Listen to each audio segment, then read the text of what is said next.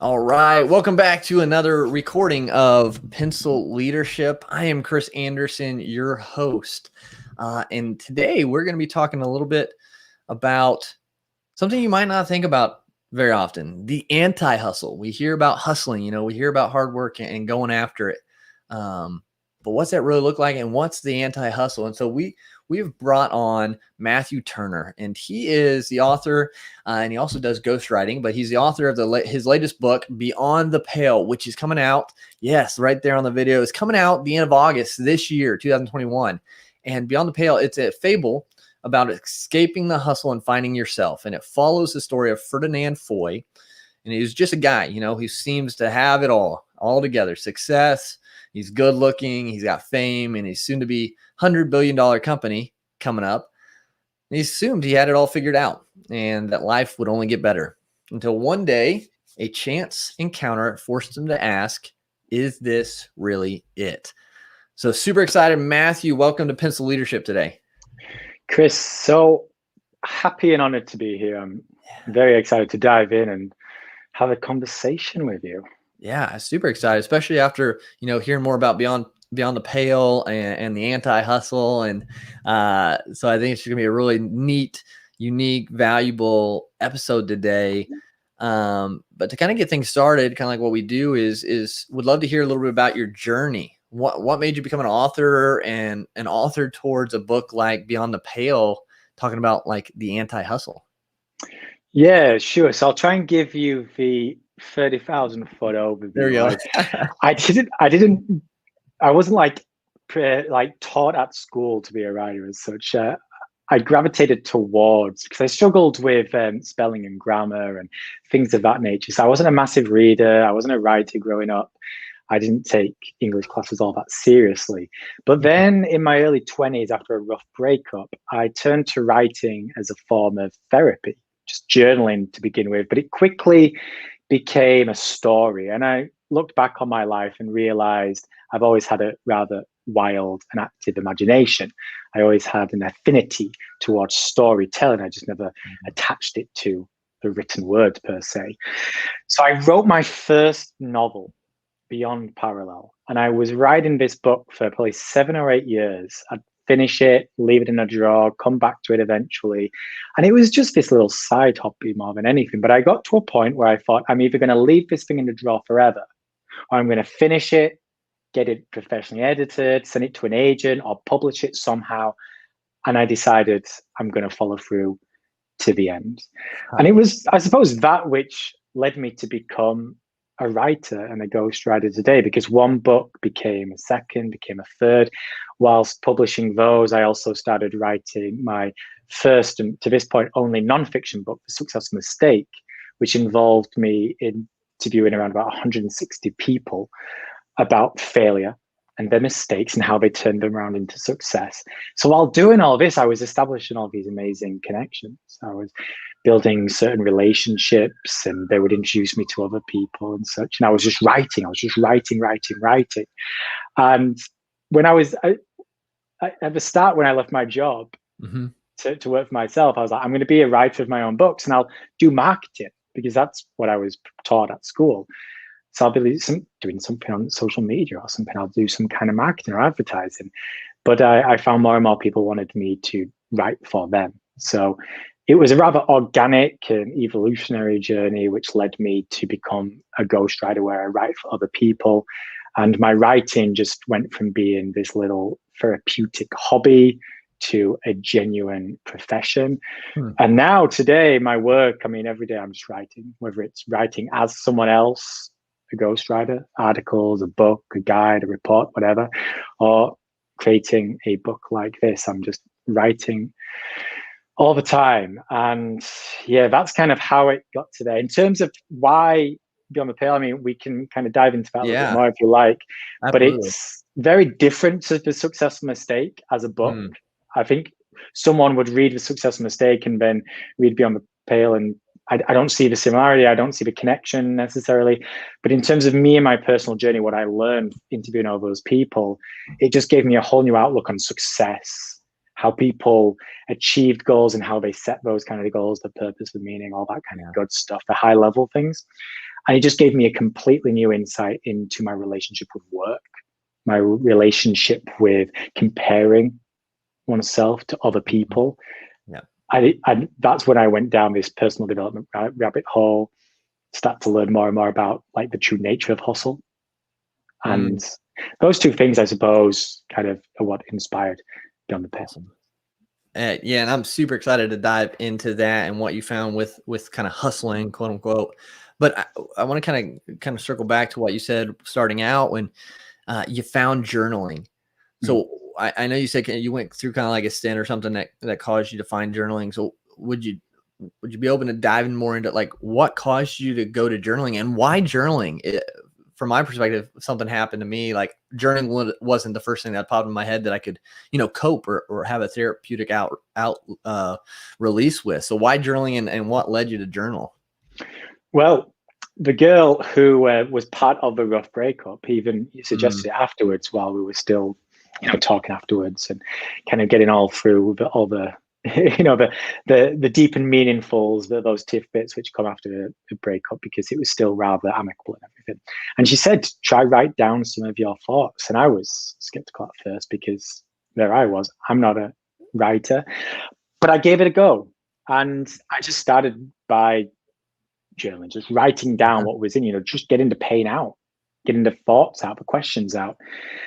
And the journaling aspects only really lasted for a couple of days before this idea of a story began to marinate in my head, which became eventually Beyond Parallel. And I have dipped in and out of journaling over the years since. I've not been one of these people who journals every day. I was doing it a lot up until lockdown, and then I slipped out of not just that as a good habit, but all other good habits. I don't think I'm alone in that one. But journaling is just something I love, especially when I'm in a productive state, to start my day, quite often to end my day as well. Not necessarily just before bed, but my end of my work day. It's a nice bridge in between what comes next. And it's just a nice way to reflect. And more importantly, and this links very much so with this idea of hustle, it just forces you to slow things down, to actually take a bit of an audit of like what you're feeling, what you've done today, or if you're doing it in the morning, what you're going to do today, rather than just moving on to the next task. And that's one of the big things which I learned. And it's not until I start journaling again that I truly become clear of this. But one day just bleeds into another and another and another. And before you know it, a week, a month, 6 months have gone by, and you're like, geez, where has the time gone? And I find journaling just creates these very intentional and conscious breaks, allowing your mind to just marinate on lessons learned, those questions which are nagging away and you're just pushing to one side, fears, anxieties, worries, you're just acknowledging them. And journaling just allows you to let them out a little. And oftentimes that's all that they need. So journaling is so powerful on some levels, but I agree. And it's crazy. The obstacle is the way, right? Like you had this breakup, this saying that people could look at and be like, oh my gosh, like that's terrible, blah, blah, blah. But that obstacle led you to journaling, which led you to ghostwriting and led you to authorship. And like the obstacle is the way. And I love that kind of just division and the metaphor that's really cool. And what you said there stood out to me. And I made note of it. Journaling forces us to slow things down. And I think that's something as entrepreneurs, as anyone trying to build a side hustle, grow their podcast, like we see hustle as a nonstop sprint. But I think true successful entrepreneurship, you have to be so versatile. You have to be able to sprint one moment and then walk the next and then get back going again. You have to be able to balance that because otherwise, I mean, you can't sprint forever. You can't. And it's a huge thing. Like some people will say, oh, you're behind your hustle, so you don't like to do hard work, or like sometimes you have to hustle. And the answer to that is like, yeah, of course you do. If you're working on a new project or you're starting a new business or something just goes wrong and you need to put out some fires, then you sometimes need to hustle. You need to put in a 12-hour shift or a 15-hour shift. You need to work constantly for 2 or 3 weeks without taking any breaks. But the point is, it needs to be a means to an end. Yep. Okay, a means to an end. And the problem with hustle culture today is it just becomes the end. It just becomes it. Yeah. You know, and that's when it becomes utterly toxic. So sometimes you need to sprint, but as you say, you can't sprint forever, otherwise you'll burn out. Yeah. Not just physically, but mentally, emotionally. You'll drive people away. You'll drive all those things which I just talked about, those fears, those anxieties, those things which just need a little bit of space to be. They just want to be acknowledged sometimes, but you're pushing them deeper and deeper in until they burst out like a volcano and you have like an episode of some kind. Yeah. So journaling is just a very conscious way of helping you just to step back, survey what is going on, you know, survey your day, survey the moment, survey your life, and go, okay, do I need to keep sprinting right now? Do I need to buckle down? Yeah. Or can I take my foot off the gas? Am I worrying about work for no real reason? Am I doing more than I have to just because I feel guilty that I'm not working? Would I be better suited, you know, taking a walk rather than doing that extra task that does not need to be done today? So journaling just brings a little bit of intentionality and a bit of conscious thinking into your world. And honestly, it's a fantastic method that you can use, that any of us can use. Writing down in a book, on the bottom of a napkin, going for a walk and just thinking about it in your head, if you like, typing it down, if that's how you like to do it. Oh, it's a great way to just step back from the hustle a little. Yeah. And the word you use there, intentionality, I think we have to be intentional with our time and our days. Time is more valuable than money, is more valuable than anything, because we can't get any more of it.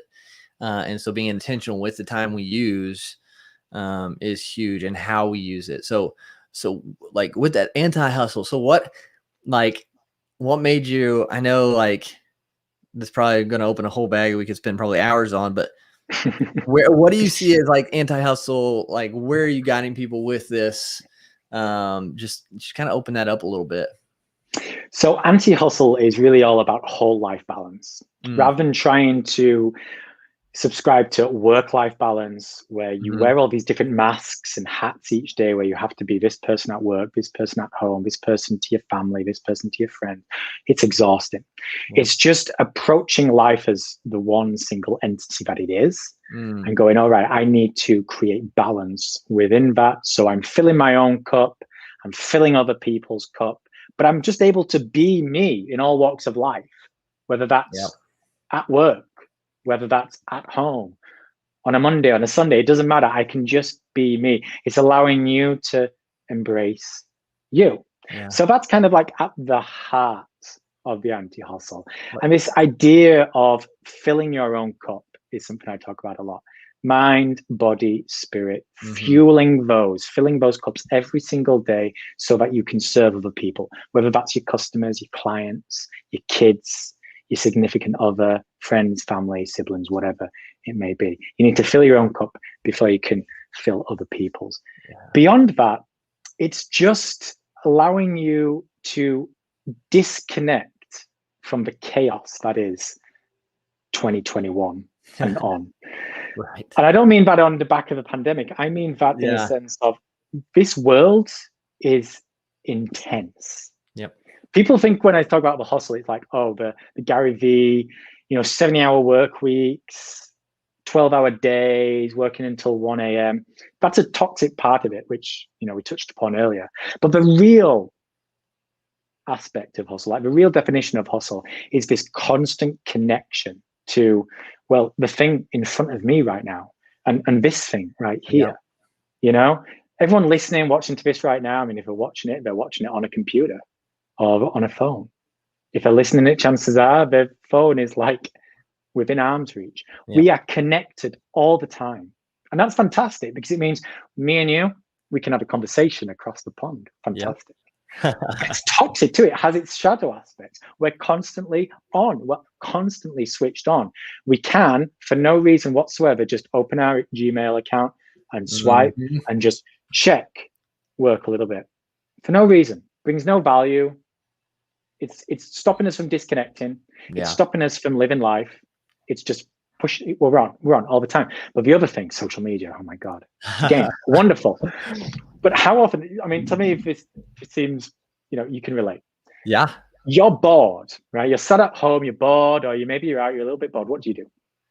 Scroll endless. It just, going through and it's even when you're working from home, like entrepreneurship, it almost, not saying that we're anything special, but like it's right there. Like you're all like, it's hard to, like you were saying, have that whole life balance, that harmony between everything, because you're here and I don't leave to go home. Like I'm already home. But I still have to separate. And like, I've finally gotten a lot better, and I just will go set my phone somewhere completely else. And sometimes I put it on do not disturb, just so I don't hear dings. I don't see it, and I can be fully like with family or with whatever outside of that, because you got to be able to separate and have that harmony going on. It's a good practice to have. It's essential. And the thing is, good point. Because as entrepreneurs, as online entrepreneurs, especially, we often will trick ourselves into thinking, oh, this is part of the job. Right. I'm doing something productive right now. Yeah. But in essence, all you're really doing, and this is where the toxic nature comes in, you tend to do that when you're bored. When you're bored, you tend to be in a glass half empty mentality. Right. Self-doubts are just below the surface. Anxieties, insecurities, worries. Yeah. Yep. So we're scrolling through Instagram or Facebook, whatever else. And what are we seeing? We're seeing edited versions into dozens of people's everybody lives, else's hundreds success. of people's lives. Yeah. Yep. So we see that person who has the car that we want. Yep. Or someone with a smile, then they just look happier than we do. Or a body that's nicer. Or they just have more success. So we're comparing ourselves to them. Not the real them, because we don't know the real them. We're comparing what they're sharing, that edited version of their life. We know, like logically, rationally, they have their own demons, that their life isn't perfect. But we see happiness, we see success, we see purpose. And we, because we're bored, because we're insecure, because we're, worried, fear, anxious, like, I'm not that. So what do? You work harder. You beat yourself up for not being further down the line. So it's just this vicious cycle. You end up working too much. You end up being switched on too much. And the few moments where you actually get some peace, you turn to the place that makes you feel worthless. And it's rinse and repeat and rinse and repeat. And I think this has been a part of, human history for a long time. Yeah. Our parents' generation will have had it, but they'll have only really seen it in the office. They'll have only really seen it when they read a newspaper or watched something on the TV, all those beautiful people in the movies. Now it is everywhere. Yep. It's so hard to switch off. Yeah. Our parents might have just come across enviable people like a dozen or so a day. We're coming across enviable people like a dozen or so a minute. Yep. It's exhausting. And that right there is the hustle. Yeah. Yeah. I think just seeking that external validation from social media, people scroll like, and I'm kind of with the whole like feature, Instagram's opened up to be able to turn off. I think that could be a benefit, because then you're not going to worry. You're not going to, compare yourself. Do they have more likes when it doesn't really matter the like, but so seeking that external validation from that is, I think, messed us up too, instead of just, validating ourselves, knowing who we are, being the best we can be, and just going day in and day out, trying to, like you said, fill ourselves up so we can fill others up. I mean, it's in the subtitle, right? A fable about escaping the hustle. Yep. So you can find yourself. Like if you escape the hustle, if you disconnect from the hustle, everything that we've just been talking about, it gives you the bandwidth, not just in terms of time, but just like mental bandwidth, physical bandwidth. You're just allowing yourself to tap into, what does success mean to me? Yeah. What is it that I'm striving toward? Am I happy? What actually is happiness? What is my purpose? What do I bring to the table? Such and such. So it's really difficult to find yourself when you're consumed in the hustle. The problem is we all, and I mean all of us to some extent, are caught up in the hustle. Yep. So the best thing any of us can do in the here and now is to, first of all, accept that, and to be honest with ourselves. All right, what is my role in the hustle? How caught up am I? What can I do to just take a few steps back? And if that's just journaling a couple of times a day, just to free up some of that actual mental and physical bandwidth, well, that will help you find yourself more than currently. Yeah, it's true. And I think, yeah, finding what that is. I mean, you have journaling. Do you do anything else besides journaling that helps you kind of have that harmony in life, or is journaling kind of your main go-to? I have several go-tos, not as present as much as I would like right now because this last year. But yeah, before lockdown, for me, the first hour of the day is really precious. So I would focus, wake up. Doesn't matter whether you wake up at 4 a.m. or 8 a.m., but committing that first hour, no technology, no phone, no checking anything, mind, body, spirit. So bit of meditation, just listening to music, really, just breathing, just being conscious of my breath for like 5 minutes, bit of journaling, bit of reading, not a how-to book, but a novel or something philosophical, and do a little bit of exercise, maybe a walk, short 5-minute routine, press ups, sit ups, that kind of thing. Yeah. Before I had my sort of latest kid, I would quite often run in the morning, but now I tend to run in the evening. It's a little bit easier to get that in. But yeah, first hour, all about me, all about filling my cup, mind, body, spirit. And then throughout the day, just going for some walks, breaking up, having a bit of journaling at the end of the day, and just trying to catch myself whenever possible. Like, okay, I'm just going down that rabbit hole right now. I need to just step back. I need to go for a walk, need to clear my head. But yeah, honestly, if you have a power hour to start your day, it works wonders for everything else. Everything else just kind of fits into place. Yep. How you start your day, I mean, the rest of the day feeds off of that. And so, I mean, we've all been there. We get up late, we're rushing around and go do whatever, and it just spirals the rest of the day unless you can really, really, like, you're good at getting control of those things. Most of the time, it just continues down that path. But so I think, yeah, the having that beginning hour really, really sets the tone for the day. But, and this is probably the perfect kind of thing with that, is when we're in the hustle, like the negative, toxic hustle, these things, this power hour, this self-care, the filling our cup, that's the thing that I think at least gets thrown to the wayside. That's the thing. That's the thing that gets, hey, I don't need to do that. I need to focus on this stuff more importantly. Yeah. And it sneaks up on you, you know, it's been sneaking up on me. Yeah. Like, it's not like first day of lockdown, all my good habits went out the window. It was just something that gradually happened over weeks and months. And now I'm at a point where I'm starting to bring them back in. But again, it takes a while to kind of get them back in, you know, make them habitual again. So it sneaks up on you. Yeah. And that's why even when you might have to like really buckle down and put in some effort for a week or a month because you've got a new business, whatever it may be, you still got to consciously try and make a bit of time for you to fill your own cup, because otherwise it will sneak up on you and you will find yourself 6 months down the line. Man, when was the last time I did a power hour? Right. When was the last time I journaled? When was the last time I read a novel? When was the last time I took a walk in the middle of the day? And that's when you know, the hustle's got you. Yeah. It's a gradual slope, right? You get down that path, and it might take a little while, but it'll gradually drag you down to death or to, you know, the negative side of things. And so it's not going to be an abrupt fall all the time. No, never abrupt, rarely abrupt anyway. Yeah. It just sneaks up on you. Sneaky beast. And it's hard because you have these people saying you need to hustle, and these people are out there, but they have teams. They have multiple people helping them. Their hustle is like, they just get to go talk. Like, I don't want to say that because they still do a good amount of things, but they have people helping them. So like when we're solopreneurs or we're starting out with 1 or 2 people, and we're seeing these people saying, yeah, hustle, you need to do all this, be putting out 20 pieces of content a day. And it's like, oh my gosh, like I got to hustle and get that done. These people have people creating the content for them. Like, so like we got to understand the thief, or comparison's a thief of joy, right? So yeah, it's comparing yourself is just useful. But even like those people, like they might glorify hustle, and even if they'll say like, I had to do it in the beginning too to get to where I want, it'd be like, yeah, but did you enjoy it? Right. Like, and maybe you did, but maybe you were like 21 and single and had no responsibilities. Maybe you're speaking to someone who's 31, has 3 kids, all under the age of 7, right? And you've got a mortgage to pay. it's a completely unfair comparison. Yeah. And yeah, it's just so toxic. I hate to see it.